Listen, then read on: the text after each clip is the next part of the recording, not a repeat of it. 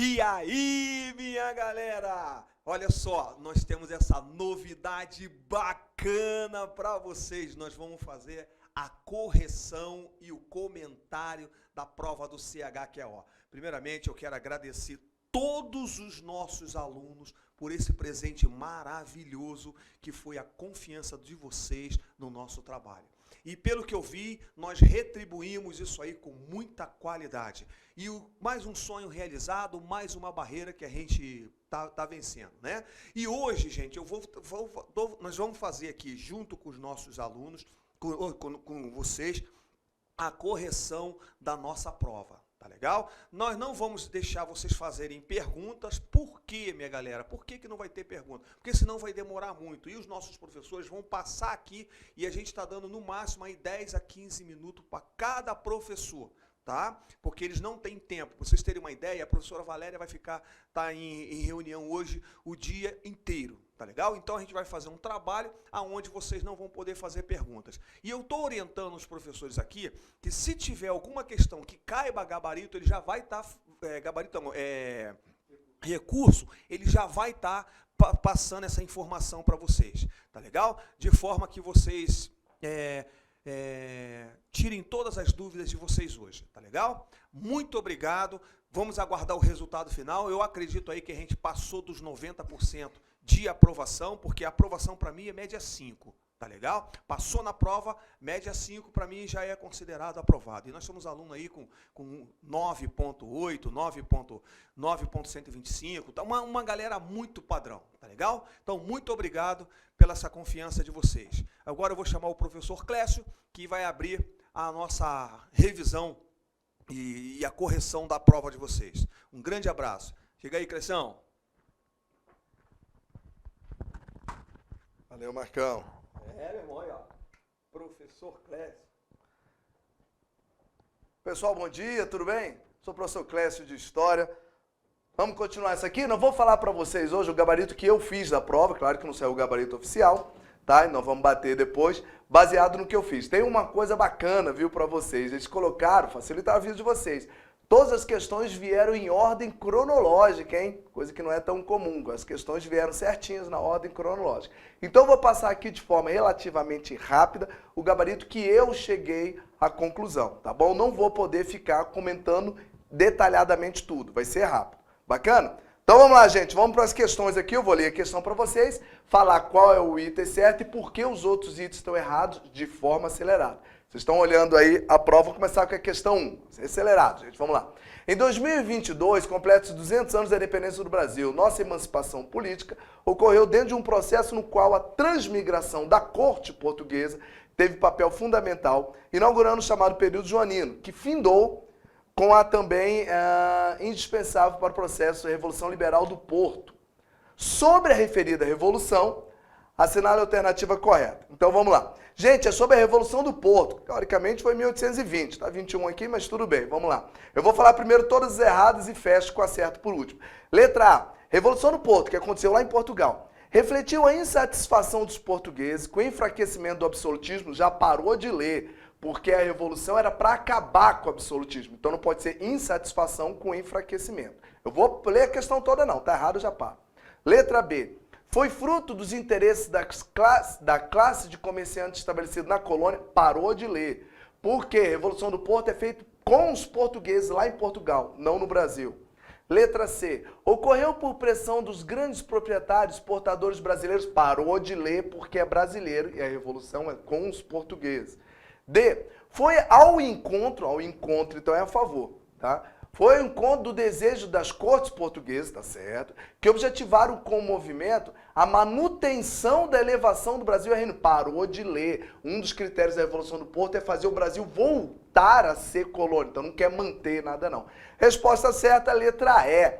Resultou do descontentamento dos grupos sociais e econômicos portugueses, a galera lá de Portugal, com o movimento de manutenção da elevação do Brasil à categoria de Reino Unido. Então eles estão contra essa manutenção, ocorrida em 1815. Não, falei errado aqui, ó. Tô ficando doido.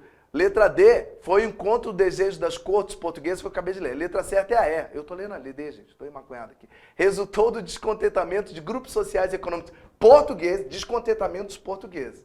Beleza. que enxergava uma subordinação do reino da colônia, assinando por fim a autonomia administrativa conferida à colônia durante a permanência de Dom João. Letra certa, letra E, por quê? Mostra os portugueses que eram contra o Brasil ter virado Reino Unido, tá? Eles queriam voltar a ser colônia. Vamos acelerando, gente. Tá muito rápido? Tá tranquilo, Rafael? Então vamos lá. 2. O ano de 2022 marca o bicentenário da independência do Brasil, que será comemorado 7 de setembro. No entanto, a historiografia nos aponta que a organização do Brasil como nação independente está vinculada a um longo processo, permeado por fatos anteriores e posteriores a esse. Pergunta: sobre a fundação do Estado brasileiro independente, assinale a alternativa correta sobre o processo de independência. Letra A. A abolição da escravidão foi decorrida imediatamente. A independência parou, é o item da maconha, gente. Absurdo. Tá? A independência em 1822, fim da escravidão em 1888, lá no final do Dom Pedro II. Letra B. Representou uma mudança estrutural na organização política, econômica e social do país. Parou de ler. A independência não trouxe mudança na estrutura social. Popularmente continua a mesma coisa. Eu vou pular C, que é certo, que eu falo por último. D. Contou com uma intensa participação popular. Parou de ler. Povo não participou da independência do Brasil, nem do ato do Grito Ipiranga. E. As cortes portuguesas uniram seus proprietários de terra e a elite brasileira em um projeto comum de restauração monárquica em defesa do retorno de Dom Pedro, 1831. Tá louco, gente. Resposta certa, letra C, que é a emancipação política ocorreu por meio de um pacto social firmado entre os grandes proprietários de terras, latifundiários aqui, e a elite urbana, visando a formação de um Estado independente, certo? Gente, toda questão nossa a gente faz por eliminatória, não é, sobrou uma. Então, letra C, tá marcando aí. Número 3. Cadê 3? Tem que subir aqui. O primeiro reinado ficou marcado por tensões e disputas pelo controle político, que se espalharam em diversas regiões do país. Sobre os conflitos que eclodiram no Brasil logo após a emancipação política, logo após a independência, 1822. Podemos considerar, então vamos lá, número 3. A Revolução Pernambucana, acabou. Revolução Pernambucana é 1817, foi antes da independência, ele está falando logo após. B. O movimento que pretendia conquistar a independência da região cisplatina. Cisplatina é guerra da Cisplatina 1825. Clécia, depois, continua. Que embora tenha ocorrido com o apoio da Argentina, permaneceu anexado ao Brasil. Nós perdemos a Cisplatina, gente, na guerra da Cisplatina, então não permaneceu não. Letra C. A Noite das Garrafadas, eita, 31 lá na frente, meu pai. Liderada por jornalista Líbero Badaró, já parou de ler. Noite das Garrafadas é 31 e o Badaró morreu em 30. Só se for o espírito dele liderando, gente. Tá doido. Eu vou pular a letra D, que é certo. Letra E. A Revolução do Porto, já parou de ler. Revolução do Porto é 1820, foi antes da independência. Está falando da primeira questão, gente. Isso aqui está dando a resposta lá. Letra certa é a letra D de dado. A Confederação do Equador, que é 1824, 2 anos depois da independência. Movimento de oposição ao governo Dom Pedro I, que teve como núcleo Pernambuco e que manifestou o seu descontentamento com a política central e com a crise econômica devido ao declínio das exportações. Perfeito! Estão gabaritando tudo agora. Vamos lá. Gente, eu quero fazer um negócio com vocês. Posso fazer isso, Rafael? Posso deixar a questão 4 por último? Pode. Vou pular a 4, porque a 4 tem um problema, eu vou falar por último, tá? Relaxa. Questão 5. Estou acelerando aqui, hein? Gente, eu vou fazer o seguinte, como é que é a revisão? Eu estou indo direto para a pergunta por causa do tempo, porque nós estamos rápido aqui. Vou direto para a pergunta, é sobre o golpe da maioridade. Pergunta. A citação acima, que é sobre o golpe da maioridade, atesta o fato reconhecido na historiografia como golpe da maioridade, datado 23 de julho de 1840, que antecipou a maioridade de Dom Pedro II e elevou o Brasil à condição de imperador do Brasil. Sobre esse evento, que é o golpe da maioridade, assinale a alternativa correta. Então vamos lá. Letra A. Foi considerado como alternativa única para que o país alcançasse um novo patamar de igualdade e justiça social. Então Dom Pedro assumiu o poder para ter igualdade e justiça social? Não, gente, está longe disso. Assumiu para acabar com as rebeliões. B. Possibilitou a realização da Proclamação da República. Parou de ler, pelo Senhor amado, gente. Eu estou em 1840, Proclamação da República 1889, no final do Império, não tem nada a ver. C. Representou um período de eclosão de novas rebeliões provinciais. Que rebeliões que nós tivemos, no plural, no governo de Dom Pedro II? Isso é uma praeira. D. Representou o triunfo do Partido Conservador. Parou de ler. Quem fez o golpe da maioridade foi o Partido Liberal. Inclusive, por isso que é chamado golpe. Porque quem estava no poder era um conservador, os liberais tiram ele do poder. Que é a letra E, que é o número certo. O que diz? Que é a letra certa. Materializou os interesses liberais, cuja estratégia baseava-se na derrubada do regente Araújo Lima e na apropriação do comando do governo. Os liberais tiraram o último conservador do poder, Araújo Lima. E eles, liberais, vão assumir o poder junto com Dom Pedro. Letra E é a letra certa. Vai para a questão número 6. O segundo reinado teve início em 23 de julho de 1840 com o golpe da maioridade. Tá. E tem fim em 15 de novembro de 1889. Beleza, com a proclamação da República. A queda do Império envolveu vários fatores, dentre os quais podemos destacar o que contribuiu para Dom Pedro II cair. Essa eu vou fazer o contrário. Vou ler de baixo para cima, ó, lá embaixo. Letra E. O que contribuiu para Dom Pedro II cair? Letra E. A elite agrária deixou de apoiar Dom Pedro II, certo? Devido à sua posição federalista. Parou. Dom Pedro II tinha uma posição federalista. Não, federalista é a autonomia dos estados. Dom Pedro II não possuía isso. Isso é só na República. Letra D. A fundação do Partido Republicano Paulista, que reunia a elite agrária paulista e do Vale do Paraíba, em clara oposição às classes médias urbanas que mantiveram seu apoio restrito a Dom Pedro. Parou. A galera da cidade, classe média urbana, não apoiava Dom Pedro, era contra ele. Vamos tentar a letra C. Questão religiosa. Tinha um negócio desse. Na qual a igreja deixava de estar subordinada ao Estado. Parou. A igreja só vai deixar de estar subordinada ao Estado com a República. Ela não deixou. Vamos tentar a letra B. Derrota na Guerra do Paraguai. Parou de ler porque a gente ganhou a Guerra do Paraguai. Resposta certa, letra A. A questão militar, que representou a perda do apoio do Exército ao segundo reinado. O Exército ficou chateado com Dom Pedro. Visto que após a Guerra do Paraguai, os militares adquiriram prestígio e se fortaleceram no cenário social. Eles adquiriram prestígio e queriam que o imperador desse prestígio. O imperador não deu, o Exército ficou contra. Simples assim. Questão 7. Em 2022, eu vou direto para a pergunta, gente. Resumindo, está falando aqui do Barão do Rio Branco. E a pergunta é assim. Dentre as inúmeras questões de limites territoriais resolvidas pela habilidade do Barão do Rio Branco, temos a questão do Acre. Isso. Que foi solucionada com a assinatura de... Essa aqui, gente, era só para falar. O Acre, gente, era da Bolívia e a gente comprou através do Barão do Rio Branco. Era só para falar. Qual o nome do tratado que a gente comprou? Então vamos lá.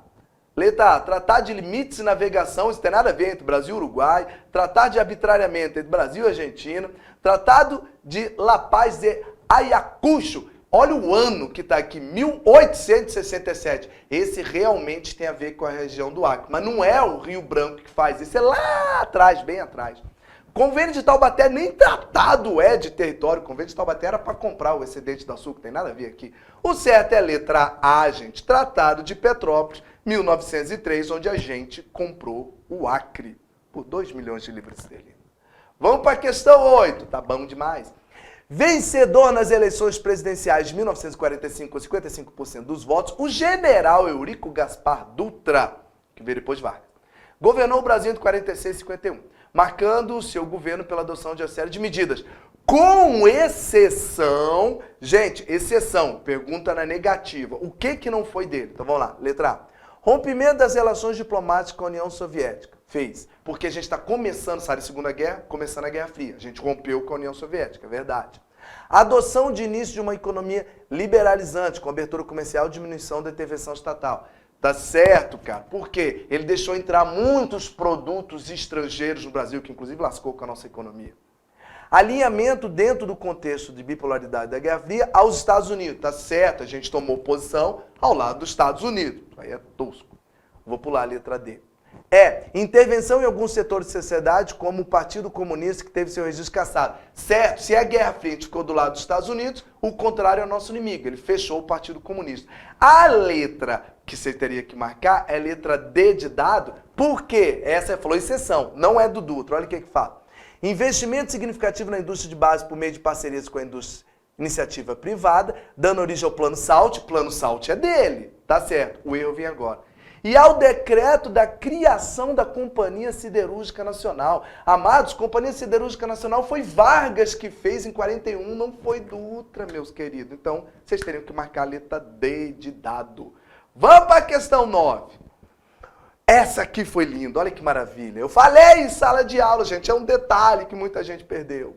O governo de Juscelino Kubitschek é lembrado como um período de relativa tranquilidade política e destacado desenvolvimento econômico com a instalação no país das montadoras de automóveis. O que é um fato extremamente relevante e pouco conhecido, mas vocês conheciam, é que a posse de JK após sua vitória eleitoral em 55 só ocorreu devido à ação decisiva em respeito à legalidade constitucional e de uma importante liderança da época. Essa liderança foi quem? Gente, Juscelino, ele ganhou a eleição, mas não pôde tomar posse porque estavam querendo impugnar. Ele só tomou posse por causa do General Henrique Teixeira Lott. Foi uma das poucas coisas que houve intervenção militar para que Juscelino pudesse assumir. Olha só, Nereu Ramos é presidente do Senado. Carlos Lacerda era o político que era contra Juscelino. Café Filho foi o presidente que renunciou não, se afastou por motivo de doença, contra Juscelino. Carlos Luz era o presidente da Câmara, contra Juscelino. Se você fosse chutar, era para estar entre o Teixeira Lott, letra A, e o Nereu Ramos, que é os dois que apoiavam Juscelino. Só que quem fez isso foi um militar, General Henrique Teixeira Lott, onde ocorreu uma intervenção militar. Eu falei isso na aula para o pessoal pensar que intervenção militar teve só em 64, negativo. Ó. Teve aqui em 55 para garantir a posse de Juscelino. Letra A, pessoal. E número 10, penúltima, porque eu pulei uma lá, que eu tenho que falar, né? A renúncia do presidente Jânio Quadros, 61, mergulhou o Brasil em uma grave crise política. Após muitas negociações e divergências em quase todos os setores da sociedade, chegou-se a uma proposta conciliatória para que o vice-presidente João Goulart assumisse o governo. Essa solução, que João Goulart assumisse, né? Conciliatória, foi a adoção de um regime em que a chefia do governo seria de solução para o João Goulart poder assumir e não implantar o comunismo que eles diziam que o João Goulart ia fazer. Implantar o parlamentarismo. E no parlamentarismo, quem é que manda, meu pai? Não é o primeiro-ministro? Olha onde é que está o primeiro-ministro aí, gente. Letra D de dado. É o primeiro, junta militar, tem nada a ver, representante sindical, esse viajou na maionese pra caramba, interventou isso na época de Vargas, indicação patronal classista, tá maluco? É a letra D de dado, primeiro-ministro. E aí, Rafael, nós vamos voltar lá naquela, tá? Que eu pulei, deixa eu ver qual era aqui. Era número 4, que eu queria falar ela. É número 4, gente, essa aqui eu quero fazer um comentário rápido. Dá tempo aí, né, Rafael? Tá tranquilo, vamos lá. As rebeliões do período regencial, tá? Embora reunissem características regionais específicas, também apresentaram pontos em comum, dentre eles o descontentamento com a centralização política e questões relacionadas à autonomia das províncias. Todas elas, está falando que tinham isso em comum, todas elas reclamavam que queria mais autonomia e não tinham. Beleza. Pergunta. No entanto, uma revolta se caracterizou por questões específicas que não envolviam diretamente os principais grupos políticos desse contexto de disputa. Identifique corretamente esse levante entre as opções abaixo. Gente, eu vou dar a resposta aqui que eu considerei correta, mas vou avisar o seguinte. Essa aqui, se você forçar um pouquinho a barra, talvez cabe um recurso. Por quê? A pergunta é, uma revolta que se caracterizou por questões específicas. Todas tinham questões específicas, quer ver? A Guerra dos Farrapos tinha a questão dos impostos sobre o charque. Tá. A Revolta dos Malês tinha a questão do fim da escravidão, o fim da imposição do catolicismo. A Balaiada no Maranhão tinha a questão da concorrência do algodão norte-americano. A Sabinada lá na Bahia tinha a questão dos militares, ou melhor, do recrutamento de baianos para lutar lá na Guerra dos Farrapos. Se você for por esse lado, todas têm questões específicas. E a pergunta é, identifique corretamente o levante que tinha essas questões específicas.